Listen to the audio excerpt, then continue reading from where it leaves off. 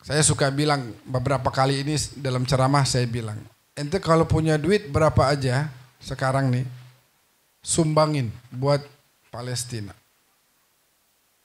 Lewat jalur-jalur yang amanah. Tapi Beb, saya cuma ada duit 50.000, paling bisa ngasih 10.000 doang. Kasih.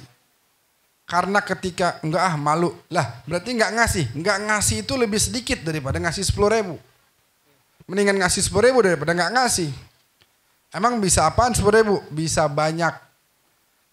Sebab saya ngalamin tempo hari waktu perang, ada satu kota di Syria itu namanya kota Idlib, dikuasai oleh ISIS. Itu satu kota kagak ada yang makan. Makanan ditahan semua. Ada teman saya dulu orang sono, dia kagak bisa masuk, nggak bisa pulang. Keluarganya nggak bisa keluar juga dari kota itu. Sehingga akhirnya pemerintah dan tentara di situ berinisiatif naik helikopter ngelemparin roti 2.000-an. Harga 2.000-an. Sehari 2 hari kagak makan. Tiba-tiba dapat roti jatuh dari atas 2.000. Saya mau tanya, seneng gak kira-kira? Berarti 2.000 itu manfaat apa enggak? Jangan bilang gak manfaat. Wallah manfaatnya gede banget.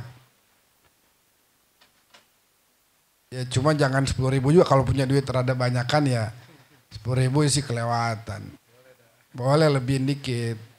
Ya enggak? Ngelihat seakan-akan kita tuh yang lagi begitu. Maunya gimana kita kalau lagi begitu? Maunya ditolong. Maunya kita dibantu, maka lakukan hal itu kepada orang lain. Nabi sering dalam beberapa kesempatan selalu menghargai orang lain.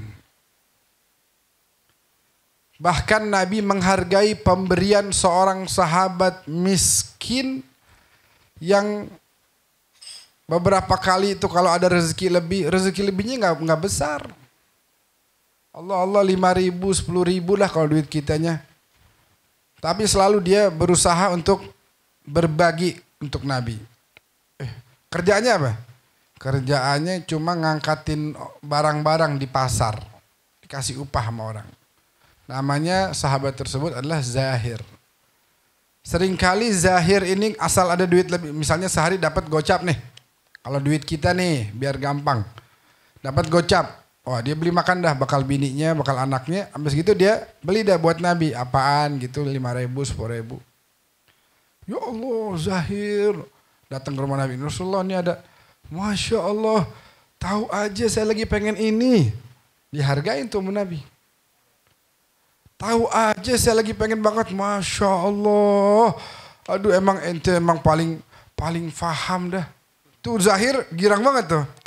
Alhamdulillah. Dihargain. Nih lihat nih anak ngasih sama Nabi. Nabi seneng. Nabi girang. Luar biasa.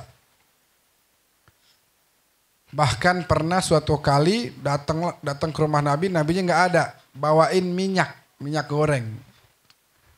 Tadi bukan 1 liter bukan. 5.000 dapat berapa sih? Plastik gitu diikat pakai plastik kecil buat Nabi. Itu Nabi nggak ada di rumah. Begitu pulang dikasih tahu ada Zahir datang bawa minyak. Sampai datang cari ke pasar untuk mengucapkan terima kasih kepada Zahir. Hargain kebaikan orang. Karena tadi kita harus ngelihat orang lain itu seperti kita. Sekarang saya nih misalnya nih. Ada siapa yang mau bikin maulid kemarin?